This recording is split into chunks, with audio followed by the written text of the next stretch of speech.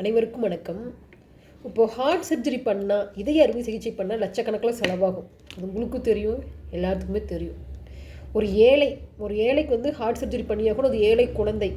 ஆனால் லட்சக்கணக்கான பணம் அவங்ககிட்ட இருக்காது. என்ன பண்ணுவாங்க? டாக்டர் தேவி செட்டி அவர் தாங்க ஹீரோ.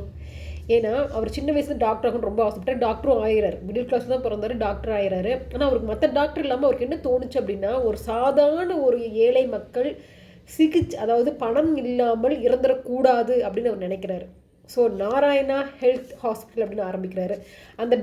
அந்த ஹாஸ்பிட்டல் என்ன ஸ்பெஷல் அப்படின்னு கேட்டால், அதாவது ஃப்ரீயாக எல்லாத்துக்கும் கிடையாதுங்க, உண்மையாலுமே முடியாதவங்களுக்கு ஃப்ரீயாக வந்து இதய அறுவை சிகிச்சை ஹார்ட் சர்ஜரி பண்ணி கொடுத்துருக்குறாருங்க.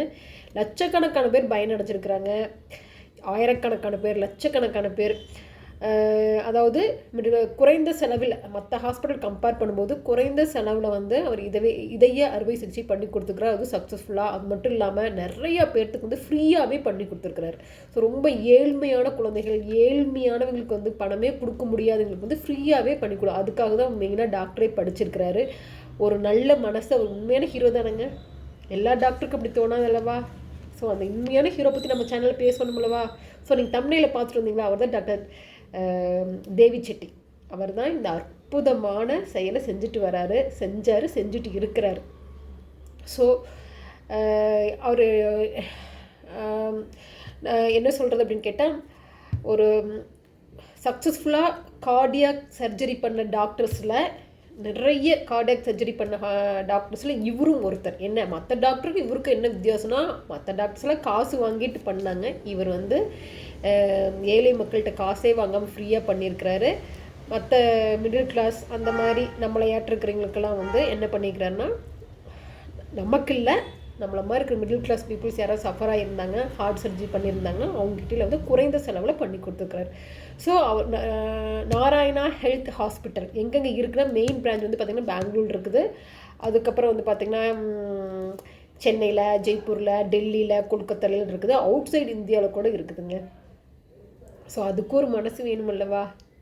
இப்போது டாக்டர்ஸ் எல்லாம் லட்சக்கணக்கில் சம்பாதிக்கணும்னு நினச்சி தான் சேவை செஞ்சுட்டு வராங்க. ஆனால் இவர் பணத்துக்காக இல்லாமல் சேவையாக பண்ணிட்டு வராரு. ஸோ அந்த ஹீரோக்கு ஒரு லைக் கொடுத்துடலாமா?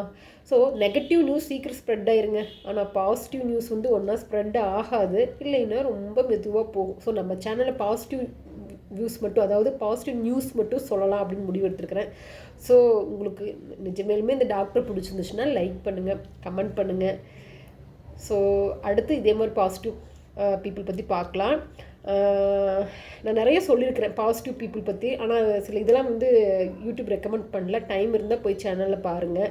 அவங்க பண்ணினதெல்லாம் பார்க்க, ஒரே ஒரு ஒத்தாள் வந்து மலையே வந்து செதுக்கி பாதை வகுத்திருக்கிறாரு. அதெல்லாம் ரொம்ப எனக்கு சொல்லும்போது அவ்வளோ இதாக இருந்துச்சு.